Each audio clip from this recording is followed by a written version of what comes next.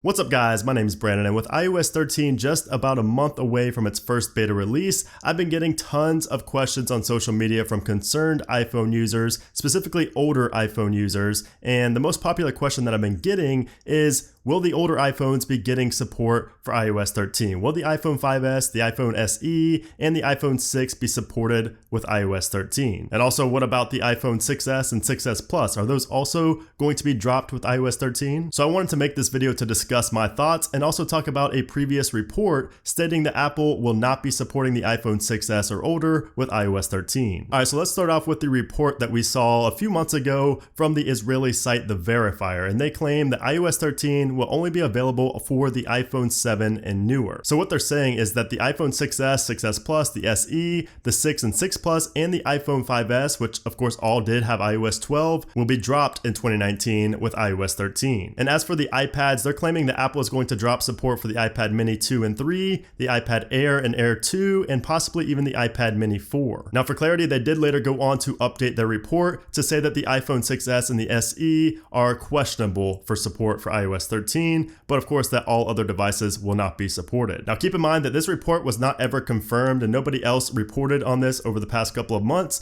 so that alone tells me that this is highly unlikely to happen. Now with that being said, the Verifier did report that group FaceTime would be coming to the iPhone with iOS 11. Now obviously it didn't come until iOS 12, but they were still semi-accurate with that report a couple years back. So they aren't just some random website, spilling a bunch of garbage. They do have somewhat of a track record. But still, I'm taking this report with a grain of salt. Alright, so now that we have that out of the way, let's discuss practicality and reality. So the iPhone 6S and the 6S Plus were released in 2015, and they're rocking Apple's A9 chip, which is a very powerful chip that was also found in the 2017 9.7-inch iPad, and this thing also has 2 gigabytes of RAM. So given the fact that this thing is actually pretty powerful still in 2019, and the fact that it was released just 4 years ago, I don't see any way that Apple drops support for the 6S or the 6S Plus. Now as for this guy right here, the iPhone SE, this was released back in 2016 and it's pretty much the same specs as the 6S and 6S Plus. So again, I cannot see support being dropped for the iPhone SE. Now when it comes to the iPhone 6 and the iPhone 5S, here's where things get a little bit more questionable. So the iPhone 6 was released in 2014, so it's gonna be turning 5 years old later on this year. And I would say that most people upgrade their phones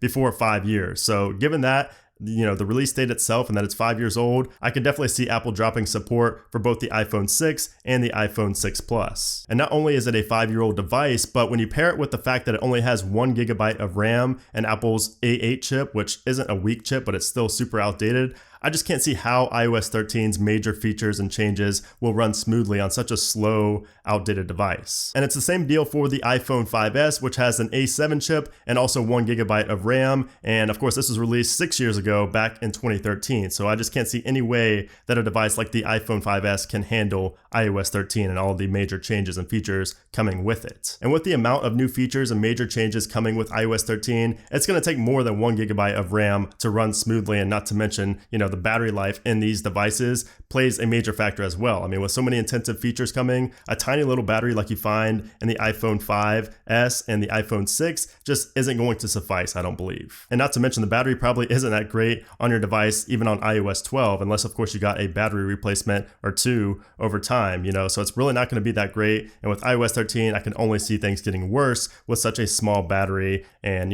just the slow chip and everything. I just can't see it working for the 5S or the 6. I just feel like Apple only included the iPhone 5S and the iPhone 6 with iOS 12 to be kind of a final optimization update. It was an update that brought so many performance enhancements to the older devices, and in reality, it just breathed new life into them. And I don't think that Apple will want to mess that up. I mean, I can't see anything getting better than iOS 12 for older devices like the iPhone 5S and the 6. And plus, the people that really still use 5 and 6-year-old iPhones like the 5S and 6 on a daily basis are not really going to care about new features and things like that. Most people who still have the 5S or 6 and that's their only iPhone do not care about having the best of the best features. And I think that Apple knows this as well. Because in reality, you get what you pay for, and when you only pay $100 for a phone, you're not really gonna, it's not expected to have so many awesome features that the $1,000 phones have. Now, as for the iPads, it is a similar situation. I think that the iPad Mini 4 will be getting iOS 13, but the other older iPads will not be, especially given that iOS 13 will have a big focus